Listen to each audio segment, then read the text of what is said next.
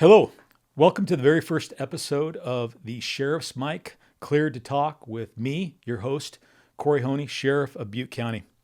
You know, this podcast is something that I've been wanting to launch for a while now as a way to connect with our community and the people that we serve in particular with no filters, no sound bites, a way for us to really talk about public safety related, criminal justice related issues in a conversational manner without the restrictions of social media and traditional media. So this is a really great opportunity. I'm excited for this. And I'll tell you, I can't think of a better way to kick off this podcast than by sitting down with someone who's walked the walk and talked the talk. Today, I have retired Sacramento County Sheriff and KFBK radio talk show host, John McGinness. John, thanks for joining me. Sheriff, great to be with you. Thank you very much for the opportunity, and congratulations. This is a bold move. I love what you're doing here. I think it's great. Thank you, my friend. You and I talked about this, and you were one of the first people that I called in terms of this idea and whether I did. You provided some incredible encouragement. I really do appreciate that. You've been in this realm for a while, and I'll tell you the first time that I came to know of John McGinness was when you were the PIO of the Sacramento County Sheriff's Office, and tuning in to breaking news where you were talking about, homicides and things of that nature. And then, of course, followed your career as you ascended to become the sheriff. I was watching that whole thing. And then afterwards, with your background on the radio.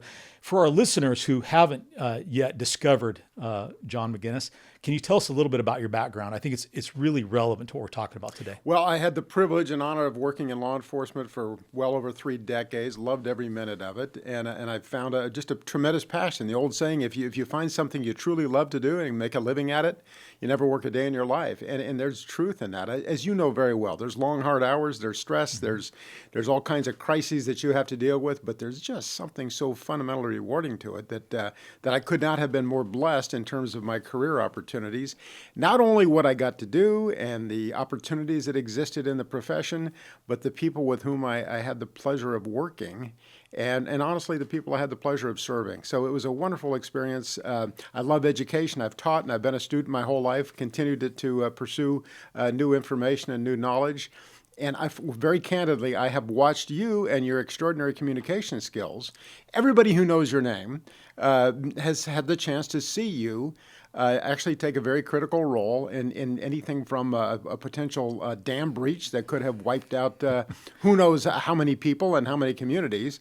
And the calm and wisdom you brought to that equation, as well as some horrific criminal events that have taken place. So your knowledge, your skill, I think you're just blessed with an abundance of a skill and ability to communicate. But people are going to get to know you better out of this podcast than they ever have. Because honestly, you have been in a very serious, critical role. But there's a lot more to Corey Honea than being the sheriff of Butte County, right? Sure. So I think people will be surprised to know that you have a great sense of humor. You're a fun guy. You're not just a serious, dour guy that deals with crime and violence and crisis. So this is a great opportunity for you. And now I have had a bit of that chance myself over my post-law enforcement years. So welcome to the world of mass communication. I think it's a great idea. Thank you, my friend. Appreciate it. You and I have both been around a long time, and we've seen the job of policing evolve in a lot of ways, especially when it comes to community engagement. So from your perspective, both as a former sheriff and now as someone who speaks to the public every single day on your radio show, how has that relationship changed over the years in your perspective?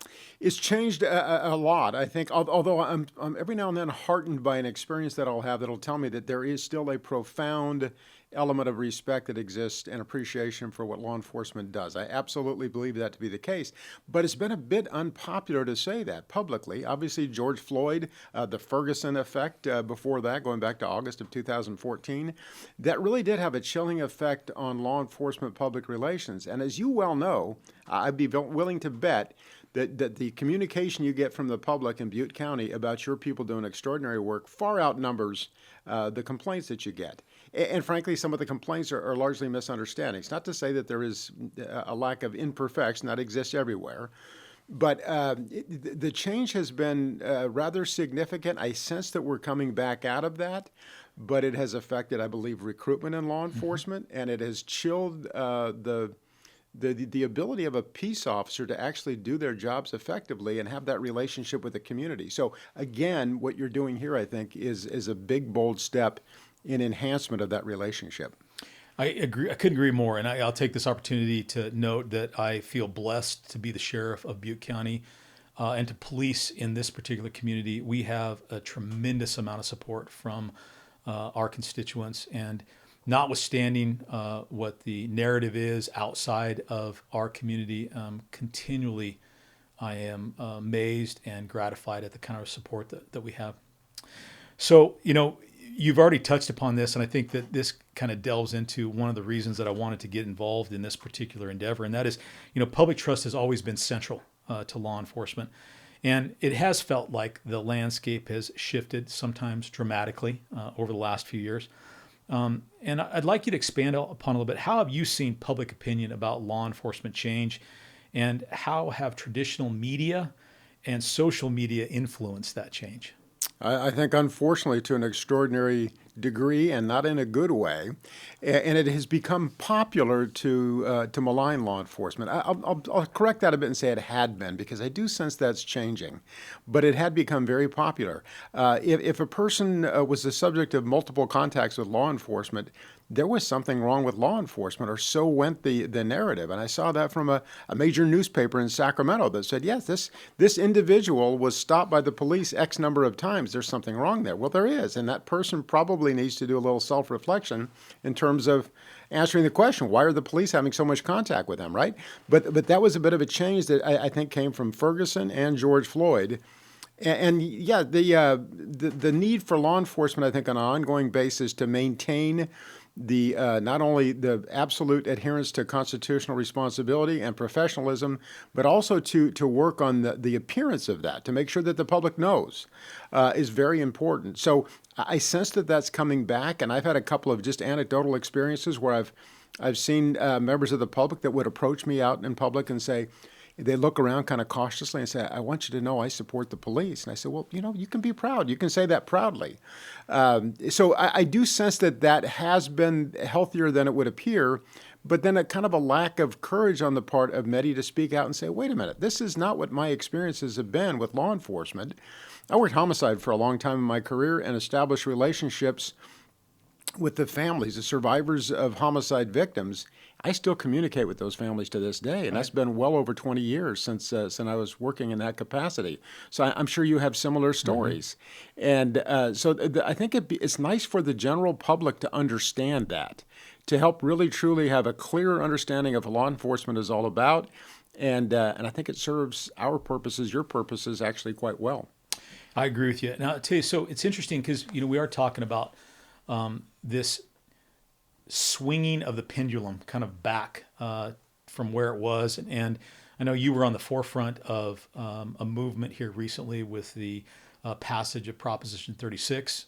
It was a proposition designed to undo the rather negative impacts brought about by Proposition 47 some years before that. Give us a little of your thought in terms of, that passed overwhelmingly in California. In every single county, by the way. Yeah, every single county. And what does that signal to you in terms of the public's appetite for what was going on prior to the passage of Prop 36? I think there was an understanding of the fact that a mistake had been made with regard to Prop 47 that created a lot of the problems we had. There was a feeling that it somehow, when Proposition 47 was sold to the public, I think the message was that it was somehow mean or cruel or wrong to impose consequences on people who engaged in lawlessness. And ironically, among the people who were hurt so badly by Prop 47, obviously business suffered, the community at large suffered, but the people who fell into that extraordinarily dangerous behavior harmed themselves. When you think about the walking zombies you see, that I think are all a product of the state of California turning a blind eye towards extraordinarily dangerous behavior, specifically drug abuse. Absolutely. And drug addiction. So when we got that away from labels, it was a nonpartisan issue. We stressed that in terms of the campaign for Prop 36. This is not a partisan issue. It's not red or blue. It's quality of life for California. And the people came up and very, very boldly again, to an order of magnitude of very close to 70%, well beyond that in some counties. And not one county in the state of California rejected Prop 36. That's huge. You think about Kern County, Butte County, El Dorado County, Placer County, and Marin County and San Francisco having a common denominator there. They all supported this. So that's huge. And I think there's a message for savvy law enforcement practitioners and leaders to understand that gives an illustration, a kind of a key to how to communicate the critical message on all things having to do with quality of life. Absolutely. It's so interesting you mentioned the fact that, San Francisco as a county, obviously they led, that constituents of the county kind of led the passage of Proposition 47 early on. But later on, you saw the negative impacts on the streets of San Francisco and the Bay Area in particular. And there was definitely a shift. You mentioned this, and I think this is also really critical for people to understand, is the impact of drugs, in particular the kinds of drugs that we're dealing with now, the formulation of methamphetamine, fentanyl, all of those kinds of drugs that are so ubiquitous within our communities and the impact it has had on people. I think that that has had a lot to do with the public seeing that we were headed down the wrong path. What's your view on that particular aspect of it? It's absolutely true. And quite honestly, I think there are a lot of people who came out of the 60s and 70s they had a different attitude towards drugs. The scared straight image that was, I think, used effectively in some generations.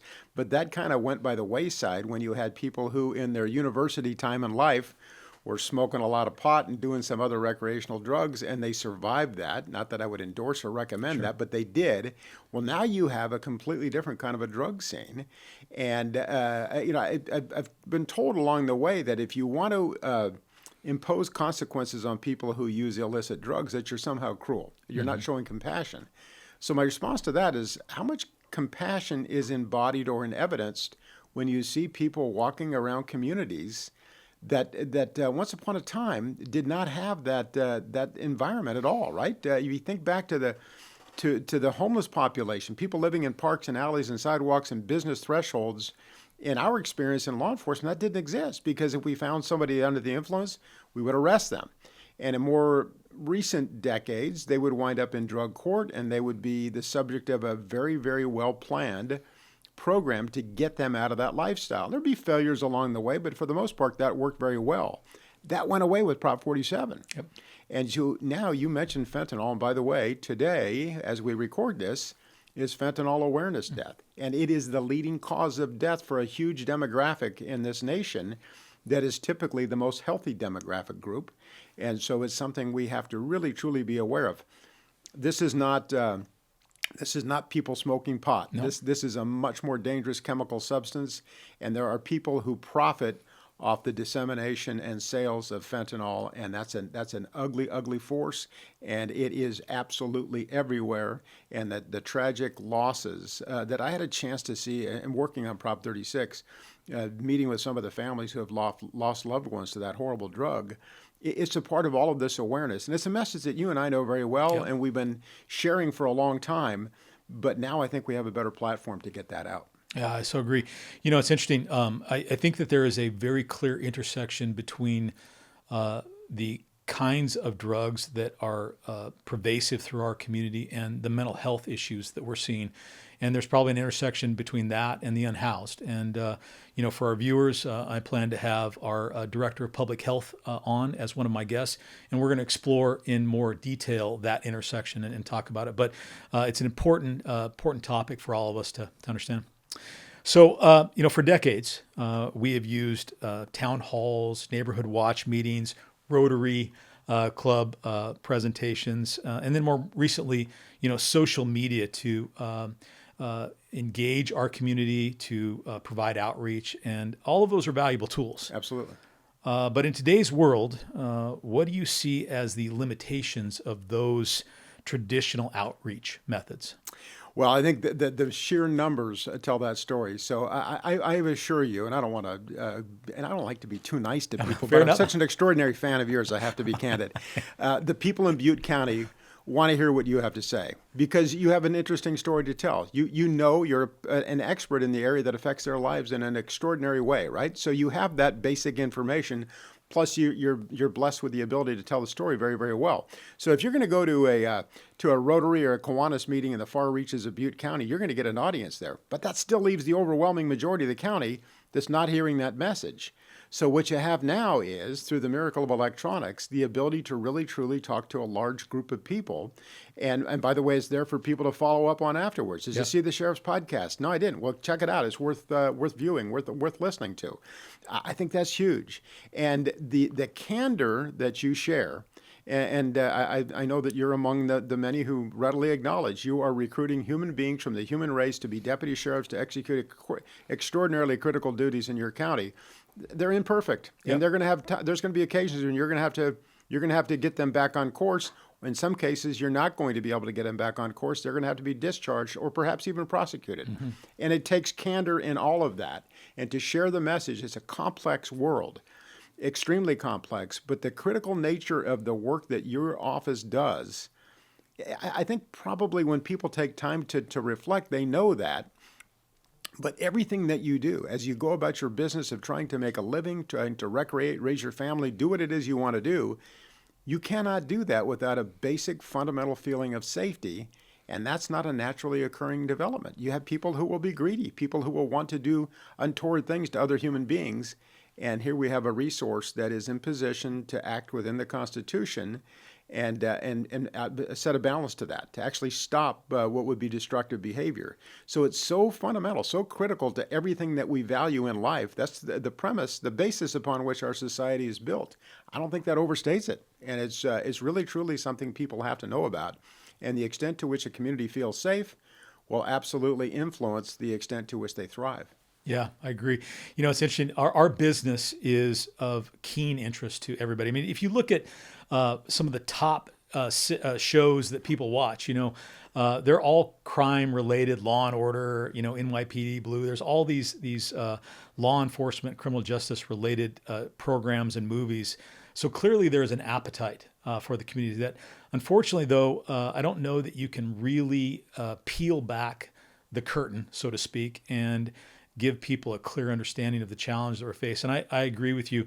I think that our community, if they have a better understanding of the things that we do, they're more inclined to help us achieve the mission that we're required to pursue, which is keeping everyone safe. So, we're sitting here doing a podcast, which I would suspect that 10 years ago would have seemed like a really fringe idea. Yeah. But now research shows that nearly half of U.S. adults listen to podcasts. About 1/3 of them get news and important information from podcasts. Interestingly enough, that number jumps even higher when you're dealing with young adults, that next generation of people that we really want to reach, not only in terms of telling the story about what we do, but also the recruitment aspect of it. Right. So I think this is an exciting piece of that. Now, John, you've seen how broadcasting connects with people in unique ways. How do you see podcasting as a tool for law enforcement, especially when it comes to building trust, being transparent, and staying relevant to our community? I see it as a force multiplier in terms of being able to share the critical information that is so, again, it's abundantly critical to the quality of life in a community. Also, people have legitimate questions. You make the point about all the very successful television programs about law enforcement. I say this, if you go to a cocktail party, there will be two people that will have a line around them or waiting to speak to them. It'll be the doctor, the physician, and the law enforcement officer, because everybody has somebody they want to ask about, right? Something, some condition. Oftentimes it's a little bit hushed. I have a friend. Right. That friend is oftentimes themselves. But there is a natural curiosity about it. The beauty of the podcast, as I alluded earlier, is if you miss my radio show, which is a live broadcast, we do podcast a version of it, but it largely, it's right then. You got to be there to get it. This is something that exists and is part of the, I guess, modern technology that I don't begin to understand. But there are going to be people who are going to talk about this very podcast to others, and they'll say, well, where do you find that? And how can I say, well, the beauty of it is, you didn't miss that episode of Cheers, last week when you were out of luck back in the old days. Now this is something that people can go avail themselves of and find out. And I would hope that they would be in a position to be able to communicate to you, Sheriff, I caught your podcast. That was great, but I have questions about X. Why are your people doing this, or why are they not doing that? And of course, these are things that you are very, very anxious to explain. In almost virtually every encounter, if they have a question about it, something, you know exactly what it is that's causing the confusion or curiosity, and you could address that to them in a very clear and concise way.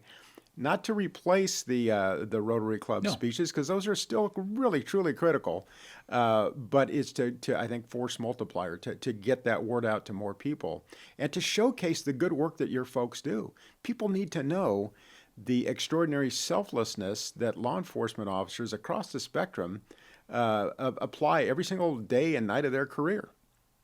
Yeah, you're absolutely right about that. So a couple of points that I want to just hone in on that you made there. One is the importance of people to be able to ask questions about the podcast, or provide feedback, or request that we tackle different topics. And we have a mechanism to do that, which I'll outline kind of at the end of our segment here. I'll tell you that I actually am kind of new to podcasts. It wasn't but a couple of years ago that I discovered the world of podcasts. And it was actually true crime podcasts, believe it or not. I started listening to those and was very interested in that.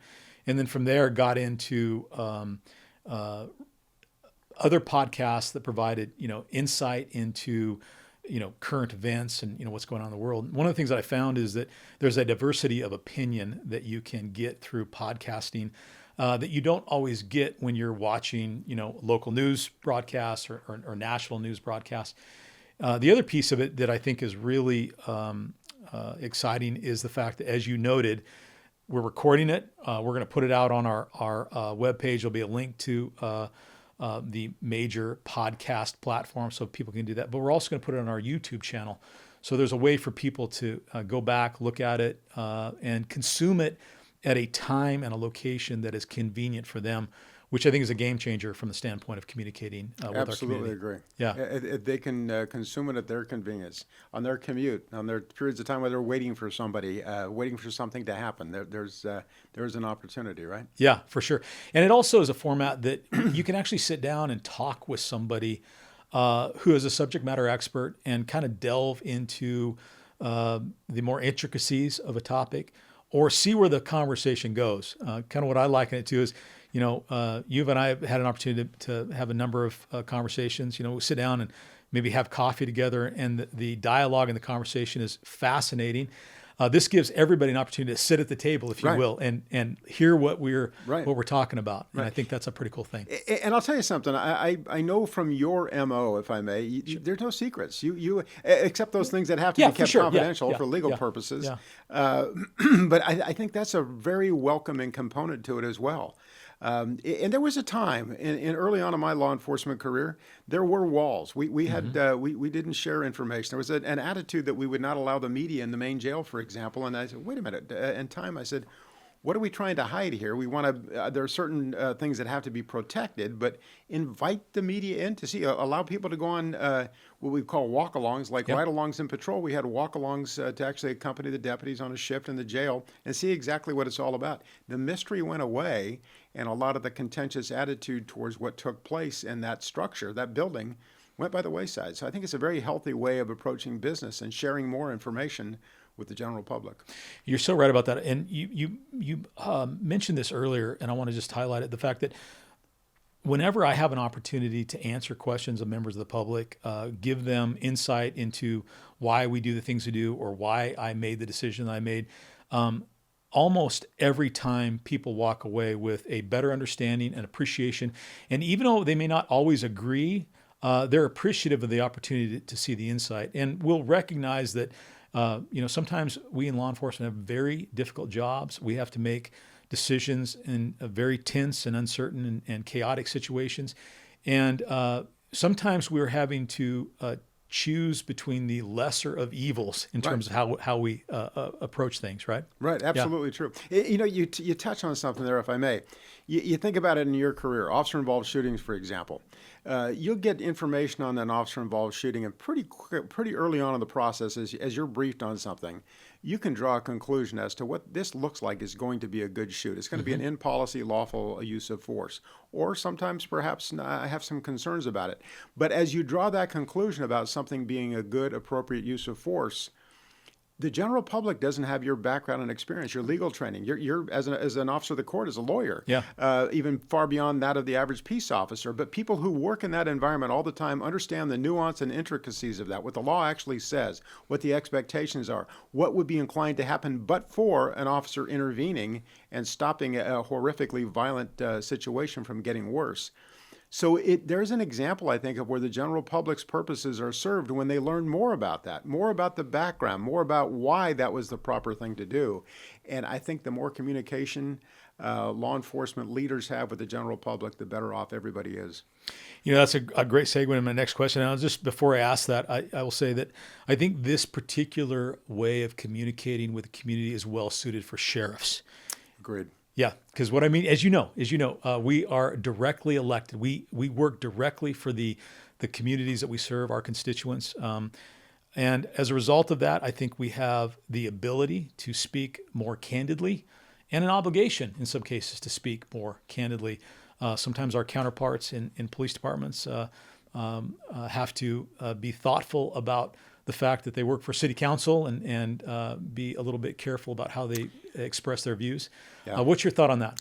Absolutely 100% true. You are a small d democratically elected constitutional officer. Yeah. So that's vastly different. You think about a lot of times people will assume that municipal police chiefs work for the council. Well, they kind of do, but they're actually working at the pleasure of typically the city manager in most cases. Sure. That's one person. That's one person whose whims have to be satisfied. So I think savvy, gifted communicators as police chiefs can actually thrive in that environment and do very well and kind of speak to the larger, more global audience. But not everybody has the ability to do that. Not everybody has the luxury or benefit of working in an environment where that would be okay. So yeah, the direct communication, I think it's really the essence of democracy is your direct communication with the people that put you in office. Yeah. It's interesting. People will often say, well, your job must be very political because you're elected. And in all candor, I don't believe my job is that political. Because I am directly elected, I don't have to play politics like other people do. And so it's less political in my view. I've had good friend police chiefs tell me, hey, you have to run every 4 years. I have to run every Tuesday. Yeah. So I think it's absolutely the case. Yeah. Speak the truth, explain to people why you're doing what you do, and put it in the context of the law and policy and what's best in the interest of public safety. I think there's a tremendous capacity to not only tolerate, but to appreciate the position in which you find yourself. Yeah. All right. So before we wrap up, I'd love to hear your thoughts on this. When you are advising current law enforcement leaders about communicating with the public in the modern era, what do you tell them? I tell them do more, not less. Okay. Talk to the people. Seize every opportunity you have to share your message with them. Listen to what they're saying. Listen to what the concerns are, and then explain why, in fact, law enforcement does what you do, because there's a basis for it. I've actually made this statement before, and people are shocked when they first hear it. I don't want law enforcement officers to have a fair fight. That's a horrible set of circumstances, right? You want them to prevail, for a number of reasons. First of all, they represent the public. They also are armed and in possession. You think about your deputies out in the field now. They've got their firearm on their belt. They probably have a taser and other equipment, weapons on their person. They likely have a shotgun and or a rifle in their patrol car. If they are allowed to be overcome and succumb to a violent predator who wants to bring harm to a uniformed peace officer, what threat does that person pose to the general public if they have all of the accoutrement that they've just taken from that deputy sheriff? You can't have that happen. So an explanation of all of that, I think, serves purposes very well. And so I say more, not less, and listen to what the concerns are and try to understand that and explain. And don't just, like I said, the old routine was get briefed on a shooting in the middle of the night. Sounds like a good shoot. We're good. No, it's not that simple. It's a good shoot for somebody who has spent years studying and learning and perfecting the law and policy and best practices for general public safety as it relates to the use of deadly force. For other people who are concerned with raising their kids and coaching soccer and pursuing their dreams, they don't have the time or impetus to be involved in that. And so, yes, you have to explain the entirety to them. So I say communicate more. And if you happen to be fortunate enough to live in Butte County, California, where you have a sheriff who's a very, very gifted communicator, seize the opportunity and listen to what he has to say. I appreciate that, my friend. Thank you. John, I really want to thank you for helping me launch this podcast. Having you as my inaugural guest is a huge honor. Your experience, both walking in my shoes as sheriff and as a broadcaster, I think helps me put this into perspective and really explain to my community why I'm taking time out of my day to do this kind of thing. I think it benefits them. This is a big part of your job, right? You are communicating directly with them, and I think that's an extraordinary thing that you're doing. I salute it. I'm honored, very much honored, truly, to be a part of your first podcast, and I want to invite you on my radio show as well. I would love to, and we'll do more of this. That'd be fantastic. That'd my be pleasure. Fantastic. Yes, absolutely. Thank you, my friend.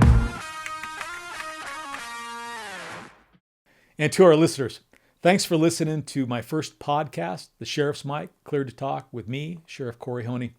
I hope you liked it. We have a lot of great episodes in store for you. We're going to be releasing them twice a month, and they're going to be based on topics that we think are going to be very interesting to the people of Butte County as well as beyond. So share this, like it, follow it. And if you have any questions or comments or you want us to tackle a particular topic, you can email me at sheriffsmic@buttecounty.net. And you'll be able to look at the episodes by going to the Butte County Sheriff's website and navigating to the page that's going to host the episodes.